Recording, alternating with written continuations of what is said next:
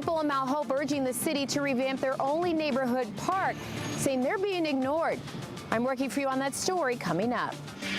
San Diego's getting a new fire rescue chief. Find out who they are and what their plans are. Fun and conservation, the zoo is tackling both. Details coming up. Bands, booths, rides, and more. We're going to take you all over the San Diego County Fair and show you what people are loving and things you might not even know are happening here. Our Social Security check's getting an increase. We verify. CBS 8 News Live at 6 starts right now. For us to not have these things in this community, the resources in this community for our children, it's a slap in the face. We begin tonight with calls from people living in Mount Hope pushing for the city of San Diego to stop dragging its feet and revamp the neighborhood's only park. Good evening and thank you for joining us. I'm Carlo Cicchetto. And I'm Kirsten Holmes in for Marcella Lee. CBS 8 Shannon Handy is working for you on this story. She has more from the people who live near that park and what the city is saying about it tonight. I'm here at Dennis V. Allen Neighborhood Park. People around here tell me they have been promised improvements, including a new rec center for years, but not much has changed. This is our home. Charles Alexander is proud to have grown up in Mount Hope, but can't say the same about Dennis V. Allen Neighborhood Park. This is the only park without a gym or recreation. We don't have no arts and crafts. We don't have nothing. Alexander is one of several people in the area calling on the city to make changes here. He's part of the Mount Hope Neighborhood Board. Last week, another member, Juan Cruz, spoke out at the city's Budget Review Committee hearing. We need help. I've sent you an email, you. Asking council members to allocate funds the same way they do for neighborhoods elsewhere. We need equity. We need to be like everybody else. We need to be like the cities up north, past the 8. We need to have those things. We need that for our kids, for my kids' kids. Cruz showed me a picture of the 5-acre park taken back in 1987. This is the playground? Saying it looks relatively the same. Last year, the park did get a new play structure after the last one was destroyed in a fire. The city also installed a nature exploration area. But neighbors I spoke to say it's hardly used and has already been vandalized. They also pointed out a growing homeless encampment as well as rundown bathrooms. We don't feel like we're being ignored. We are being ignored. You see all these other neighborhoods getting all these wonderful things, YMCAs, stuff to bring the community together. We aren't getting any of that. I did some digging and found a general development plan is in the works but is yet to be approved. On the city's website, it lists things like a new recreation center, dog park, and ball field. I reached out to the city to find out more details. A spokesperson told me in part the GDP process is on schedule to be completed this fall, adding in part, city staff are currently coordinating outreach events with the community to get input for the GDP amendment.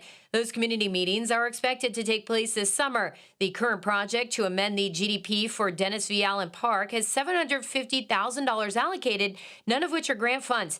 After completing the GDP process, city staff will seek additional funding based on what improvements are feasible to implement before moving forward with design and construction.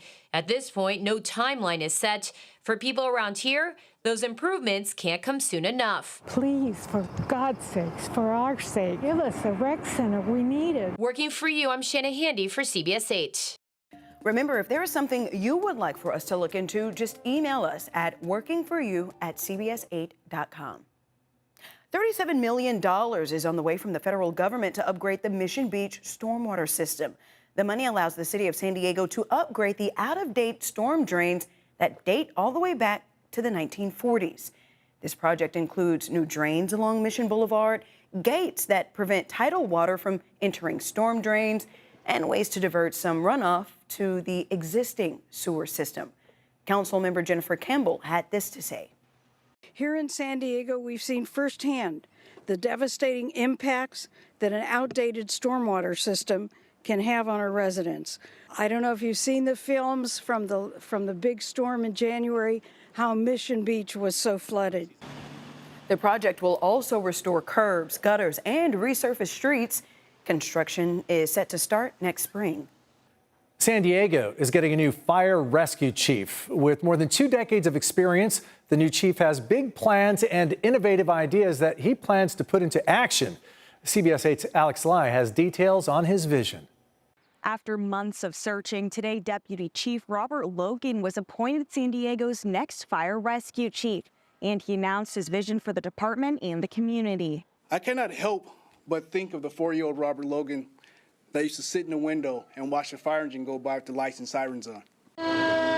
Logan will take over from current Chief Colin Stoll, who is retiring in August. Prior to Chief Stoll retiring, my number one goal is to soak up his knowledge. He's led this department for quite a few years, and he's a 36-year veteran.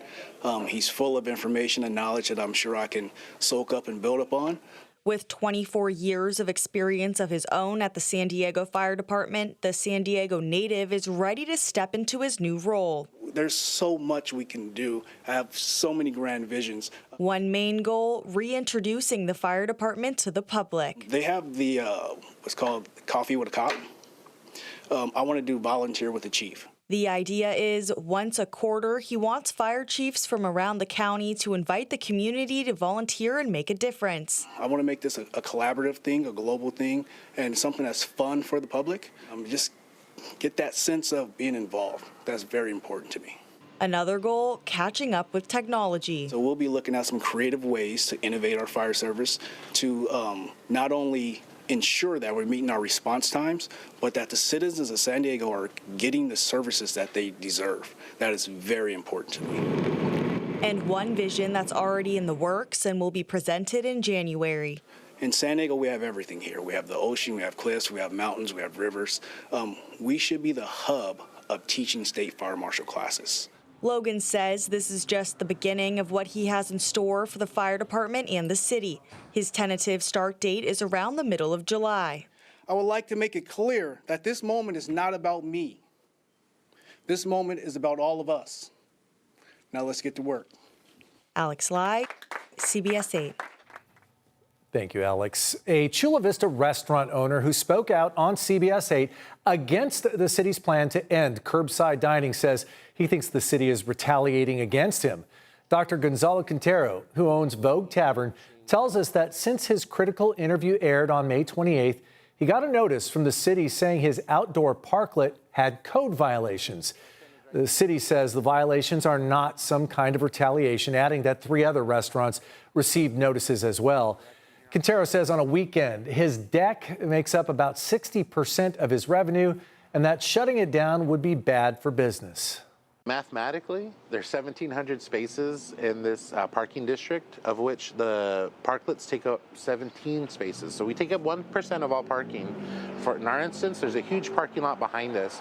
There's a giant parking garage on F that goes underutilized. The parklets were a COVID-era solution to help restaurants, but the city of Chula Vista says the parklets are now taking up space and parking spots, and they need to be removed by September. San Diego County is seeing a record number of people enroll in the CalFresh food supplements program. Yeah, nearly 400,000 people are now eligible. That's almost 6% more than last year. Benefits started at the beginning of June. CalFresh, California's federal food assistance program, says enrollment is up nearly 60% over the last 10 years.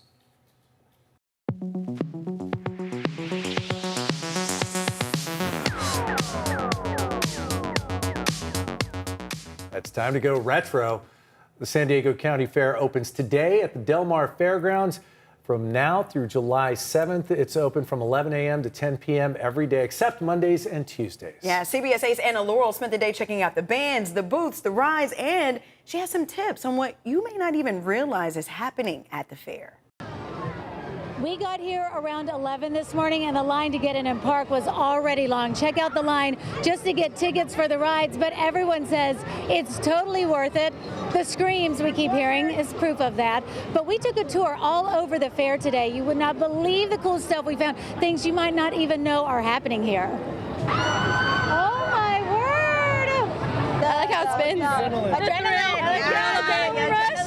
This crowd waited to ride the Defender, a cart flying so fast it looks like it could launch you into the sky. I like this one the best. Many are looking for a thrill. We're about to go on that big slide over there. Just not too much of a thrill. Kind of want to go on the roller coaster over there, but like they don't want to. We're gonna go on the Ferris wheel. You are? Will you scream when you get to the top? No! Off the main thoroughfare into the California Grown Exhibition Hall is the petting zoo. Pet a donkey, a pig, a cow, a ton of goats and we pet a baby goat too. He was black. He had a lot of hay on his fur. That's how we city kids describe farm animals. A lot of city folks, a lot. That's why the San Diego County Fair has educational agriculture exhibits. So we can connect with things we use in our everyday life that are grown and raised right here in our area, like goats raised for meat, some for dairy and some for their coat. Because they're cute and they're soft. 6-year-old Aurelia Hawk raised her sheep Snow Ocean, even bottle feeding him by hand when he was a baby. Now Aurelia is showing Snow Ocean at the fair. She shows us how she holds him a certain way during the competition. So he doesn't run away when the judge comes. Then when we walk in circles, I go like this. All her hard work paid off. She won second place. That's why it's important for them to be here. Other exhibit halls have everything from quilts to baked goods and every kind of art and craft. Bands play all day and into the evening on stages around the fair, and later in the day is a crowd favorite. Pigs. Pigs? Yeah, the pig races. At the San Diego Fair, this is Anna Laurel for CBS 8. Oh, the San Diego County Fair wouldn't be complete without a plethora of fried food and sweets. Oh, I love it. Oh, yeah. From new offerings to calorie-heavy classics, there's no shortage of grub to gorge on. We sent CBS 8's Steve Price out on this really difficult assignment today, and he sampled everything from a Mexican elote pizza to cheesy bacon bombs to a Korean tater flaming corn dog, which is like an elevated corn dog with cheese. Elevated, because it's better. Chicken Charlie's is a treasured family favorite. He's back this year with a new concoction, a hot honey funnel cake chicken sandwich. What? We got a full look at the food offerings at this year's fair on our website, cbs8.com. Just click on this story. My mouth is watering just looking at the video. There, and the classic there, the turkey leg. Gotta have a turkey leg. All right, we're learning more about the impacts of space travel on the human body. Those details are still ahead. Plus, why SpaceX is being sued by a group of former employees. And a rare visit to San Diego will explain why the German Navy was in America's finest city coming up. We saw a whole lot more sunshine across the county for today, but we got the cloud cover rolling right back in and also talking about getting a little thick overnight. I'll let you know what that means coming up.